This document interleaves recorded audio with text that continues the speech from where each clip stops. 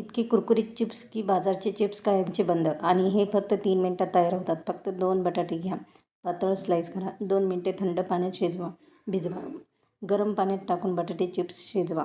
नंतर कडक उन्हात वाळवा. मध्यम गरम तेलात तळा आणि बघा हा रंग बघून मीठ आणि चाट मसाला टाका आणि तयार मार्केटसारखे कुरकुरीत चिप्स. पण थांबा, परफेक्ट कुरकुरीत चिप्ससाठी एक सिक्रेट टिप आहे. ती मी फुल व्हिडिओमध्ये सांगितलेली आहे. पूर्ण रेसिपी पाहण्यासाठी आत्ताच माझ्या चॅनलला सबस्क्राईब करा आणि माझा लॉंग व्हिडिओवर बघा. लिंक डिस्क्रिप्शनमध्ये दिलेली आहे.